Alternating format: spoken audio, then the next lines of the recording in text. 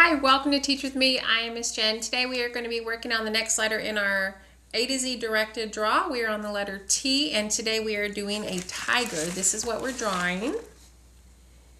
And then we are going to be doing the writing that goes along with it. You will need a printer, your printer paper, a felt tip marker, and some crayons. Let's begin. So drawing the tiger is pretty easy. We're going to start with our paper horizontal. And then we're going to go to the center of our paper and we're going to tell the boys and girls to draw an oval near the top of the paper. I'm going to take off my bracelet. Then we are going to draw the ears. This is the head of our tiger. So we're going to draw a little backward C and another one on that side and then another on the opposite side. In the center of our tiger's face, we're going to draw a triangle, and then we are going to, on the bottom of that triangle, we're going to draw a little backwards J and then a J on the other side, so it makes the little lip area. And then we're going to draw two small circles on either side of that triangle. All three of those are going to get colored in with our marker. And once that is done, we're going to move on to the body. So let me do this really quickly. And you can do this with crayons when you're finished. I just like to do it while I'm working on this because it gives you a really good idea of how the tiger is going to look. Right now it looks kind of like a bear head, but it won't by the time we're done. Okay, so then we're going to draw the body, and so what we're going to do is we're going to say on either side of our of our tiger's head, we're going to make a curved line that goes almost to the bottom. And we're going to do that on the other side as well.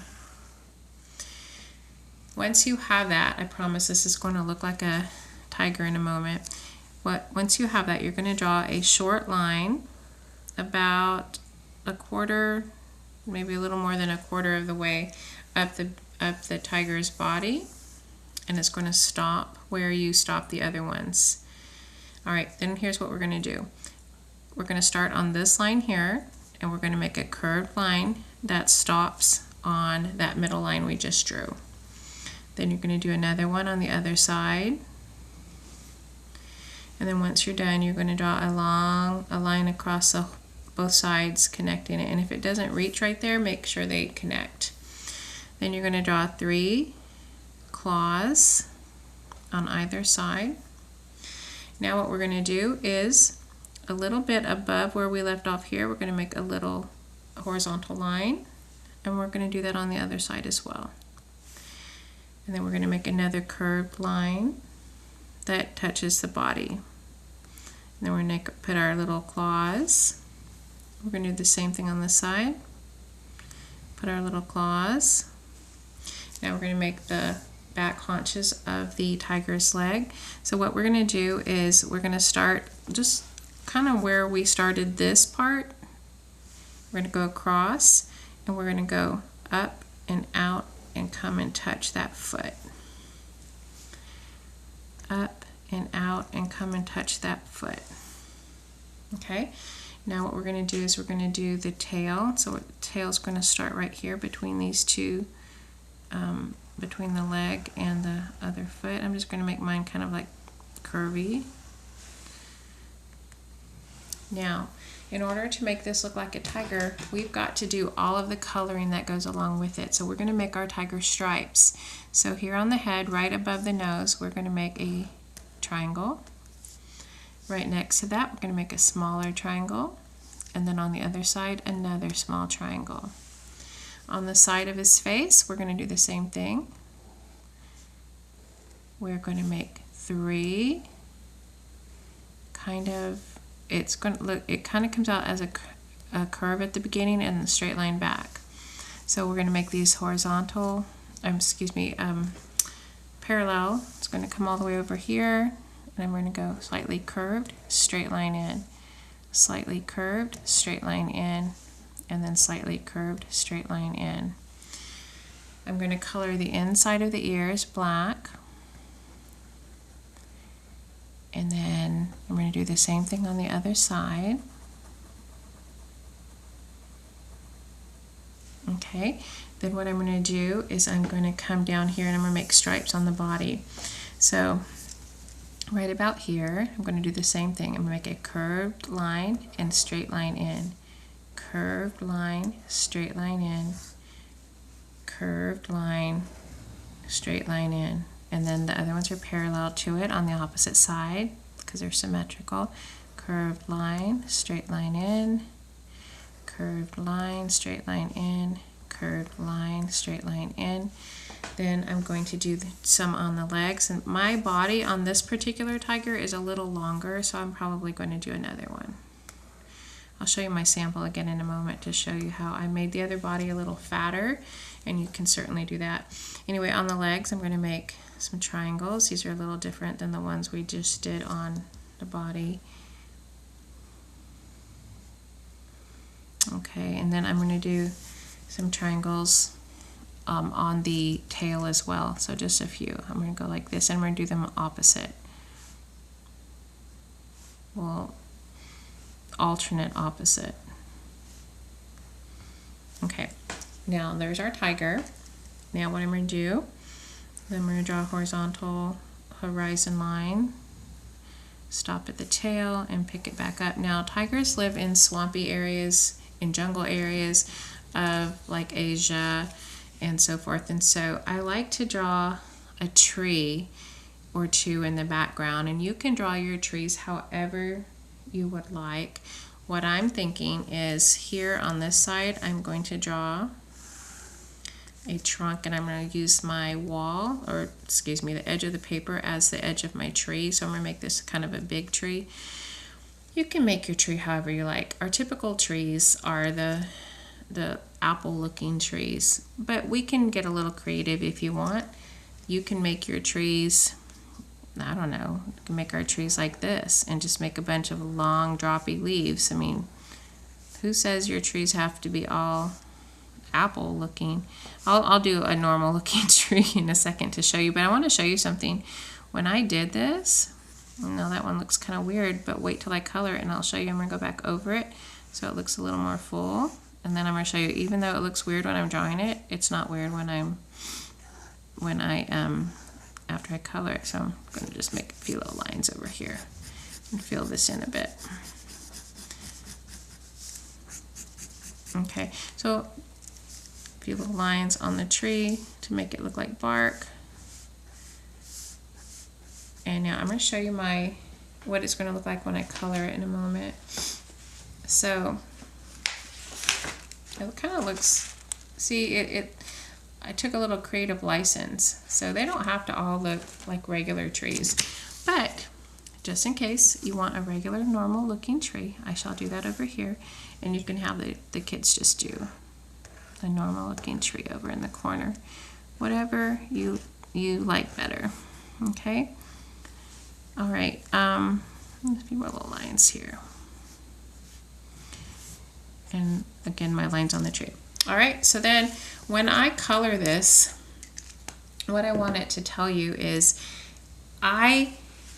you can use crayons, and I typically do use crayons, but I like how it looks with marker when I did this with when I was coloring it. So if you're going to color it, feel free to use marker, feel free to use crayon. Either one's going to look good. I just really liked how dark they looked with the marker. I'm going to do one with crayon and kind of show you the difference.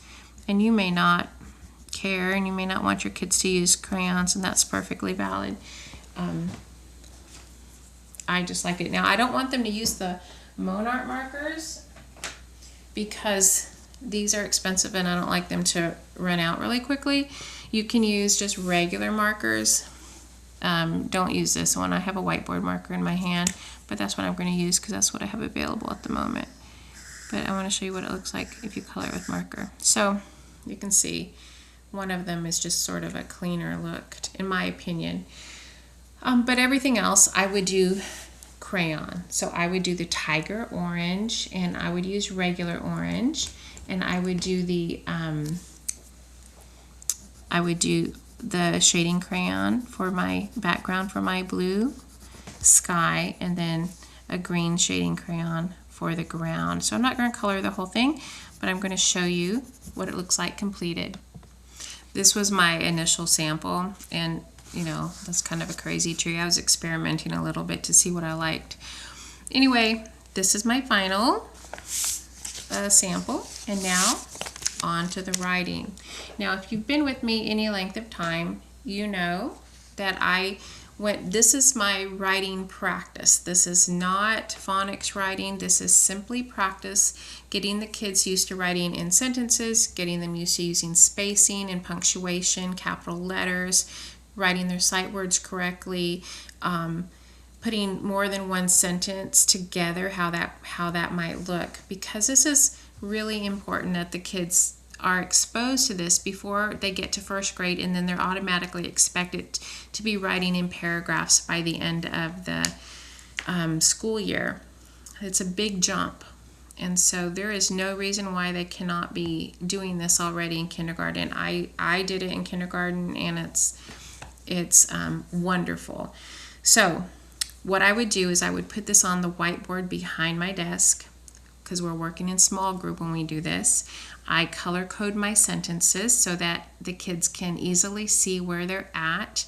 If you've been watching my videos from the beginning, you'll know that at the beginning they're not all on, I don't have them on the same lines. I have them separated.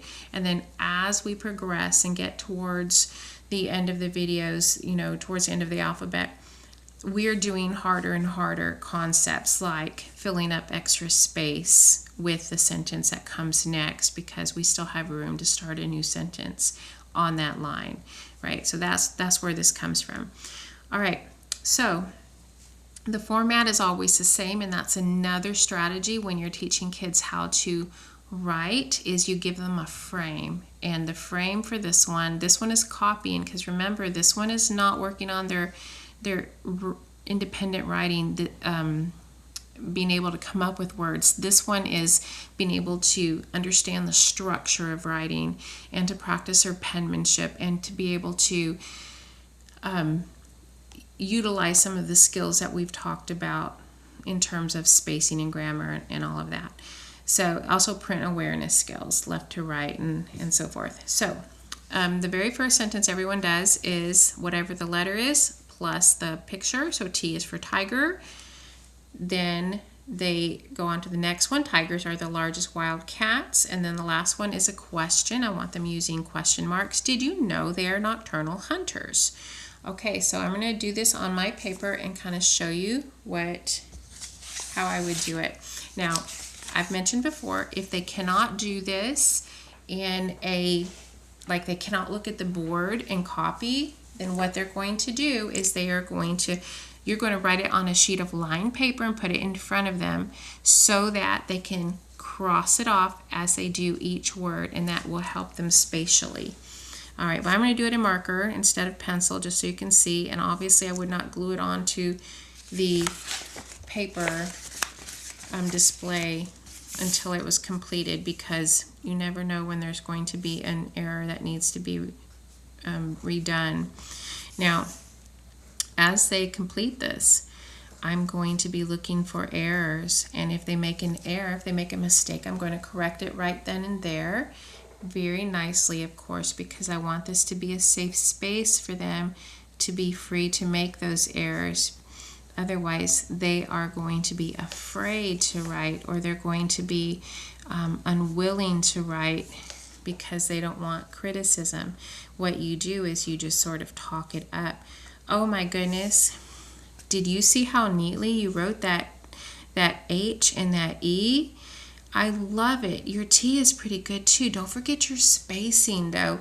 If you had, maybe you had two words together, you're going to first start it with a compliment, and then you're going to tell them, oh, you know what, let's put a little more space between that. So I'm going to take my eraser, and I'll have an eraser in my hand, and I'm going to say, let's just add a little more space there, okay?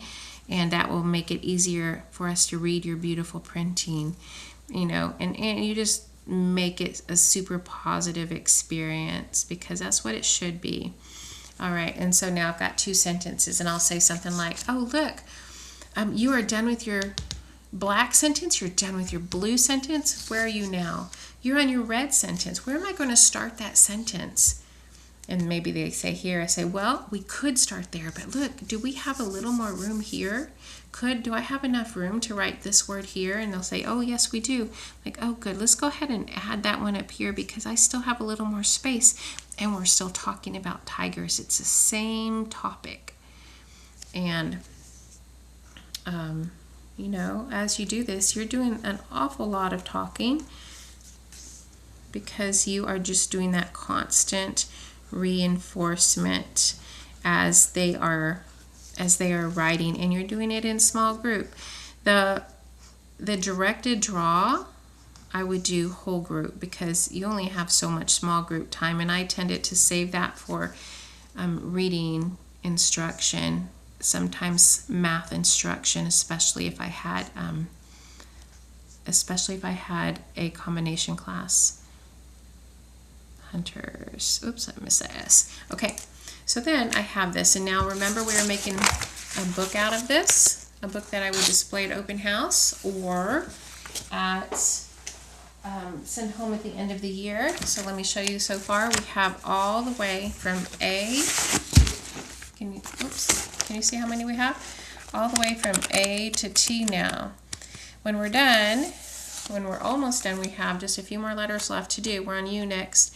What we're going to do is then we're going to take this and we're going to put a cover on it, and I'm going to just give you some different ideas on how to bind it together. Right now I just have it with a binder clip. All right, I hope you found that helpful and useful, and if you did, please like, subscribe, and share. All right, have a great day. See you next time.